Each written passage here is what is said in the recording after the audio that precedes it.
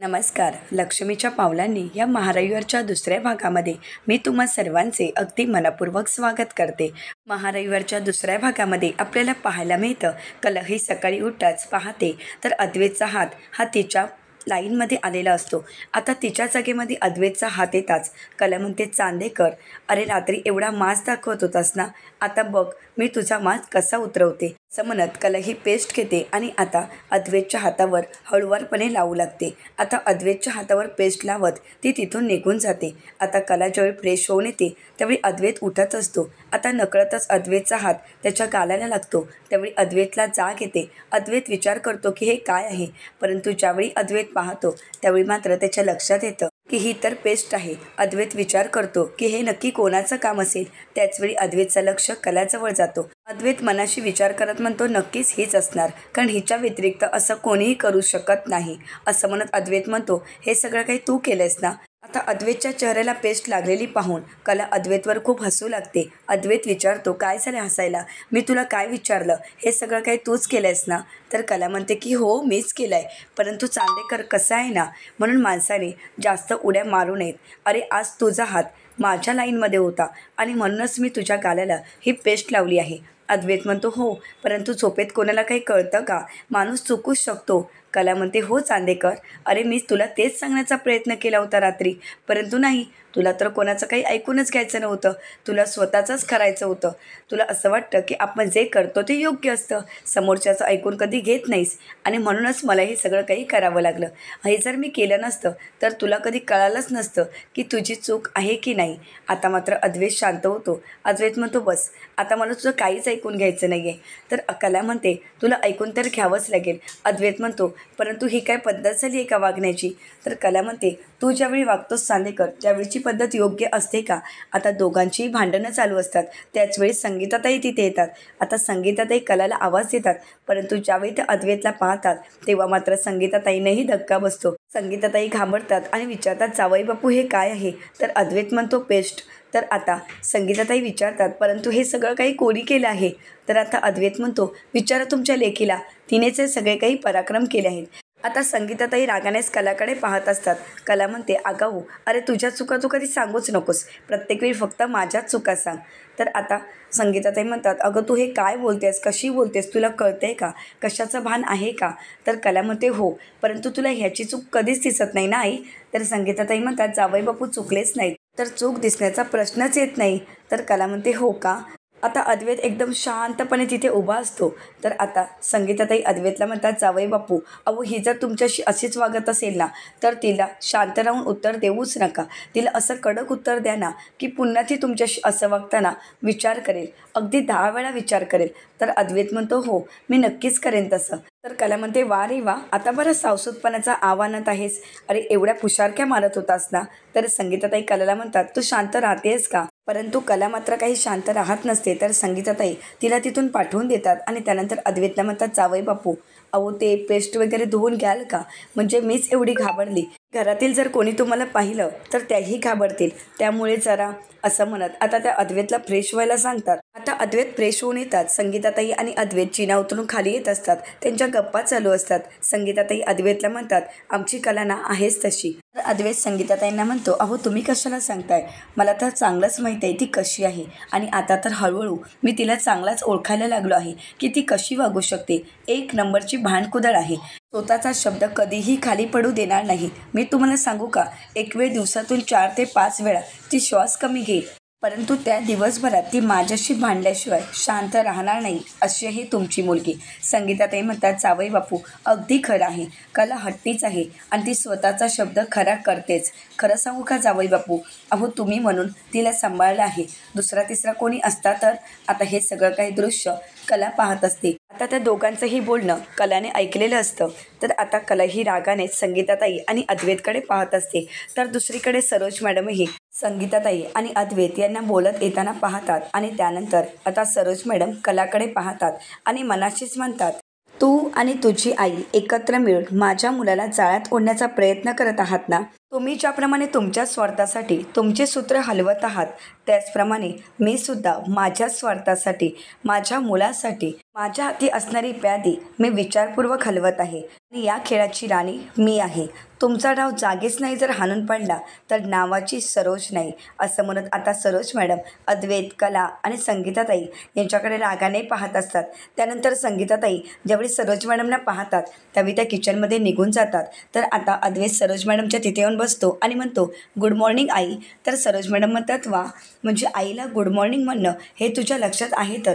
परंतु कसं आहे ना, तुझी मॉर्निंग गुड नाही तर बेस्टच असणार. तर आता अद्वैत सरोज मॅडमना काही सांगणार तर सरोज मॅडम अद्वैतला म्हणतात, नाही नाही, स्पष्टीकरण द्यायची काहीच गरज नाही आहे. कसं आहे ना अद्वैत, मी तुझी आई आहे, त्यामुळे तुझ्या भल्याचाच मी विचार करणार, तुझं चांगलं व्हावं यासाठीच मी विचार करणार. परंतु काही माणसं तुझ्याशी गोड बोलून तुला फसवण्याचा प्रयत्न करत आहेत, तुला जाळ्यात ओढण्याचा प्रयत्न करत आहेत, हे तुला कळायला हवं. तू आता लहान नाही आहेस. कोणाच्याही गोड बोलण्याला फुलणं हे किती चुकीचं आहे हे तुलाही कळायला हवं अद्वैत. या अगोदरसुद्धा आपण अनुभव घेतलाच आहे, तरीसुद्धा तुला गोड वागायचंच असेल तर मी तरी काय करणार. एखादी व्यक्ती जर आपल्याशी निरागसपणाने गोड बोलत असेल, गोड वागत असेल तर आपण सुद्धा त्यांच्यासोबत निरागसपणे गोडच वागलं पाहिजे. असं काही नसतं. असं म्हणत सरोज मॅडम त्यांच्या हातामध्ये असणारा पेपर जोरातच तिथे टाकतात आणि रागानेच तिथून निघून जातात. सरोज मॅडमना अद्वैत, संगीताताई आणि कला यांच्या वागण्याचा खूप राग येत असतो. त्यांची खूप चिडचिड होत असते. आता अद्वैतला काय करावं काहीच कळत नसतं. त्याचवेळी तिथे आबा येतात आणि अद्वैतला म्हणतात, गुड मॉर्निंग चांदेकरा. तर आता अद्वैत म्हणू लागतो, गुड मॉर्निंग आजोबा. अहो कित्येक वर्षानंतर तुम्ही अशी हाक मारली आहे. अहो अशी हाक तर तुम्ही मला लहानपणी मारायचा. आज तुमची ही हाक ऐकल्यानंतर मला अगदी लहानपणीचे दिवस आठवलेत. आजोबा म्हणतात, हो ना. तर अद्वैत म्हणतो, हो. तर आता आजोबांसाठी संगीताताई चहा घेऊन येतात आणि म्हणतात, अद्वैतराव तुमची कॉफी कला घेऊनच येत आहे. तर आता संगीताताई आबांना म्हणतात, आबाजी मला काय म्हणायचं होतं की अद्वैत आणि कलाला एकत्र आणण्यासाठी आपल्यालाच काहीतरी प्रयत्न करावे लागतील. तर आबा संगीताताईंना म्हणू लागतात, अहो विहीनबाई, याच विषयावर मलाही तुमच्याशी बोलायचं होतं की आपल्यालाच काहीतरी करावं लागेल की या दोघांना एकत्र येण्यासाठी. अशी काहीतरी कल्पना आहे का की ज्यामुळे या दोघांना आपण एकत्र आणू शकतो आणि अगदी सहजपणे. तर आता संगीताताई म्हणू लागतात, कल्पना म्हणजे अशी एक आहेच. मला असं वाटतं की आता कला आणि अद्वैतचा पहिला पाडवा आहे आणि या पाडव्यानिमित्त आपण त्यांना असं काहीतरी करायला सांगू, तेही न भांडता. काय आहे ना की आपण त्यांना असं काहीतरी करायला सांगू की त्या दोघांची डोकी एकमेकांवर आदळतील, परंतु न भांडता. आता आबा आणि संगीताताई या दोघांना एकत्र आणण्यासाठी प्लॅन करत असतात. आबा म्हणू लागतात, मग यासाठी आपल्याला एक प्लॅन तर आहेच. आपण एक काम करू, त्या दोघांना एकत्र खरेदीसाठी पाठवू. म्हणजे कसं आहे ना, दोघंही एकमेकांसोबत भांडणारही नाहीत आणि दोघांनाही एकमेकांसाठी वेळही मिळेल. तेवढाच वेळ त्यांना एकत्र घालवता येईल. आणि म्हणूनच आता एकच पर्याय आहे, तो म्हणजे त्या दोघांनाही एकत्र शॉपिंगला पाठवणं. त्या दोघांना जर एकत्र शॉपिंगला पाठवलं तर ते दोघंही एकमेकांसोबत राहतील, एकमेकांसोबत वेळ घालवतील आणि त्यावेळी एकमेकांच्या आवडीही जाणून घेतील. तर आता संगीताताई म्हणू लागतात, आबाजी तुमचं अगदी खरं आहे. त्या दोघांना जर एकत्र पाठवलं तर आणि त्यांना जर भांडावंसं वाटलं तर त्या एकमेकांशी नाही भांडणार तर दुकानदारांशी भांडतील. आता संगीताताई आणि आबा हसू लागतात. तर अद्वैत विचारतो, एक मिनिट, काय चाललंय तुमचं? तुम्ही दोघं आपापसात हळू आवाजात काही बोलत आहात का? तर आता मात्र संगीताताई आणि आबा शांतच होतात. तर अद्वैत विचारतो, काय झालं, तुम्ही काही बोलत होता का? तर संगीताताई म्हणतात की हो. तर आता संगीताताई म्हणतात, काही नाही, हेच त्यांना सांगत होते की जरा चहामध्ये साखर जास्त झाली आहे आणि ते सुद्धा मला हळू आवाजातच सांगत होते की हो, चहामध्ये थोडी साखर जास्तच आहे. आता मात्र अद्वैतला काहीच कळत नाही. तर आता कला म्हणू लागते, असं कसं शक्य आहे? चहा तर मी बनवला आहे, मग चहामध्ये साखर जास्त होणं शक्यच नाही. मी तर साखर कमी प्रमाणातच घातला होता. आता मात्र संगीताताई आणि आबांना काय बोलावं काहीच कळत नसतं. तर संगीताताई म्हणतात, हो, चहामध्ये साखर थोडी जास्तच झाली आहे. मी स्वतःहूनच पाहिली आहे की तू चहामध्ये साखर जास्तीची टाकली आहेस. तर आबा म्हणतात, हो ना, खरंच चहा गोड झाली आहे. आता मात्र कलाला काहीच कळत नसतं की आबा आणि संगीताताई असं का बोलत आहेत. तर अद्वैत म्हणतो, असेल मग. तर आता आबा सर्वांना म्हणतात, कसं आहे ना, दिवाळीमध्ये प्रत्येक पदार्थ समोरून खाण्यापेक्षा एखादा पदार्थ असा कानामागून खावा, असं माझी बायको म्हणायची. तर आता संगीताताई नकळतच म्हणतात, माझी पण. आता आबा विचारतात, काय? तर संगीताताई म्हणतात, आई माझी पण आई म्हणायची. आता मात्र कला आणि अद्वैतला संगीताताई आणि आबा नक्की असं काय बोलत आहेत आणि काय लपवण्याचा प्रयत्न करत आहेत काहीच कळत नसतं. परंतु त्यांच्या बोलण्यावर विश्वास ठेवून आता अद्वैत आणि कला मात्र शांतच असतात. तर कला आबांना विचारते, म्हणजे नक्की काय करायचं? तर अद्वैत म्हणतो, म्हणजे नॉर्मल खायचं नाही असंच ना? तर आबा म्हणतात, कसं असतं ना की आपण दिवाळीमध्ये आपल्या घरच्या प्रत्येक व्यक्तीसाठी गिफ्ट घेण्यासाठी त्यांच्यासाठी शॉपिंग करण्यासाठी नक्कीच मार्केटमध्ये जातो आणि असाच मीही माझ्या बायकोसोबत जायचो. का? तर मला तिच्यासोबत बर्फाचा गोळा खायला मिळावा यासाठी. आणि तो बर्फाचा गोळा खाण्यामध्ये एक वेगळीच मजा असायची. आपल्या घरच्यांना गिफ्ट घेण्यामध्ये मला काही इंटरेस्ट नसायचा, परंतु आपल्या बायकोसोबत बाहेर फिरायला जाणं आणि तिच्यासाठी एखादी चांगलीशी साडी घेणं किंवा तिच्यासाठी एखादा चांगला दागिना घेणं यासाठी मी तिला घेऊन जायचो. आपल्या आवडत्या व्यक्तीसाठी आपल्या बायकोसाठी एखादी वस्तू घेणं ही किती वेगळी गोष्ट असते. खरंच शारदेसाठी मी ज्यावेळी काहीतरी घ्यायचो त्यावेळी माझ्या चेहऱ्यावर खूप वेगळाच आनंद असायचा आणि तिच्या चेहऱ्यावरचा आनंद पाहून मलाही खूप बरं वाटायचं. खरं तर पाडवा हा नवरा बायकोसाठी खूप महत्त्वाचा आणि सगळ्यांचाच आवडता सण असतो आणि त्या सणानिमित्तच आपण आपल्या बायकोला काहीतरी गिफ्ट देतो आणि बायको आपल्या नवऱ्यासाठी देत असते. संगीताताई म्हणतात, हो ना, कलाला पण माहीत आहे की तिचे बाबा माझ्यासाठी दर पाडव्याला मोगऱ्याचा गजरा घेऊन येतात आणि यावेळीसुद्धा ते माझ्यासाठी मोगऱ्याचा गजरा घेऊन आले आहेत. खरंच त्यांनी मला फोन केला होता आणि मला म्हणाले की मी तुझ्यासाठी मोगऱ्याचा गजरा घेऊन आलो आहे, घेऊन येऊ का? परंतु मीच नको म्हणाले. तर कलाचे बाबा म्हणालेत की हो, तू तुझ्या पोरींकडेच लक्ष दे. आज मी तिथे नसतानाही त्यांनी माझ्यासाठी पाडव्याचं गिफ्ट आणलं आहे. आता अद्वैत विचार करू लागतो. कलाही विचार करत असते. कलाही अद्वैतला म्हणते, चांदेकर जरा बाजूला सरकतोस का? मला तिथे बसायचं आहे. तर अद्वैत म्हणतो, का? तर कला म्हणते, बसायचं आहे. तर अद्वैत म्हणतो, हो पण इतर जागा आहेच ना? तर कला म्हणते, तू बाजूला सरकतोयस का? परंतु अद्वैत काही बाजूला सरकत नाही. तर कलाही त्याच्या पायावर पाय देते आणि बाजूला बसायला जाते. तर इकडे अद्वैत विचार करत म्हणतो, म्हणजे या पाडव्याला मी हिच्यासाठी गिफ्ट घ्यायचं आहे का? नाही, ते कधीच शक्य नाही. मला एक वेळ चॉईस आहे, परंतु हिला चॉईस आहे का? नाही. मग हिच्यासाठी मी का गिफ्ट घ्यावं? तर कलाही विचार करत म्हणते, मी आणि चांदेकरसाठी गिफ्ट घ्यावं? नाही नाही, हे कधीच शक्य नाही आहे आणि त्या खडूससाठी मी कधीही गिफ्ट घेणार नाही. चांदेकर माझ्यासाठी आणि मी चांदेकरसाठी गिफ्ट घेणं तर शक्यच नाही. परंतु आबा जे काही बोलत आहेत त्यामध्ये तर नक्कीच पॉईंट आहे. आजोबा बोलत आहेत ते अगदी खरं आहे. जरी मी चांदेकरसाठी गिफ्ट घेतलं नाही तरी घरच्यांसाठी गिफ्ट मी घ्यायला हवं होतं, परंतु मी असे कशी विसरले? काही ना काहीतरी मी घरच्यांसाठी आणायला हवं होतं. तर दुसरीकडे अद्वैत म्हणतो, आजोबा बोलत आहेत ते अगदी खरं आहे. कसं आहे ना, मला जरी अति आगाऊला गिफ्ट घ्यायचं नसलं तरी माझ्या घरच्यांना मी गिफ्ट घ्यायला हवं होतं, कारण दरवर्षी दिवाळीनिमित्त मी घरातील प्रत्येक व्यक्तीला गिफ्ट घेऊन येतो. परंतु यावर्षी मी कोणाला काहीच आणलं नाही. मी असं कसं वागू शकतो? असं कसं विसरू शकतो? कारण दरवर्षी तर मी गिफ्ट आणायचोच, परंतु या अति आगाऊमुळे आता तर माझ्या काहीच लक्षात राहत नाही. असं म्हणत आता अद्वैत कलाकडे पाहत असतो. तर कलाही अद्वैतकडे पाहत असते. आता दोघांनाही एकमेकांशी बोलायचं असतं आणि म्हणूनही दोघंही एकमेकांना आवाज देतात, परंतु दोघंही एकमेकांना एकत्रच आवाज देतात. तर आता अद्वैत कलाला म्हणतो, बोल, तुला काय बोलायचं आहे? तर कला म्हणते, नाही चांदेकर तू बोल. तर अद्वैत म्हणतो, खरे, अगं तू पहिल्यांदा मला चांदेकर असा आवाज दिलास ना, मग तू बोल. कला म्हणते, नाही, तू मला खरे म्हणून आवाज दिलायस ना, मग तू बोल. तर अद्वैत बोलतो, लेडीज फर्स्ट. तर कला म्हणते, हो का? मग लेडीज फर्स्ट ना, मग दरवेळीच तसं बोलायचं, असं एका वेळीच नाही. आणि कसं आहे ना, मी जर आता काही बोलायला गेले तर मग म्हणशील खरेला फक्त बोलायलाच येतं, समोरच्याचं ऐकून घेता येत नाही. त्यापेक्षा एक काम कर चांदेकर, तूच बोल, मी ऐकून घेते. असं म्हणत कला ही अद्वैतला बोलायला सांगत असते. अद्वैत कलाला. आता या दोघांचीही गोड भांडणं संगीताताई आणि आबा ऐकत असतात, परंतु त्या दोघांची भांडणं काही संपत नसतात आणि दोघंही एकमेकांशी बोलायचं राहूनच जातं. दोघंही श्वास न घेता भांडत असतात. तर आबा त्या दोघांनाही शांत करतात आणि म्हणतात, अरे पोरांनो, अगोदर जरा बोलण्यामध्ये श्वास तरी घ्या की. काही चालू आहे तुमचं सतत भांडणं.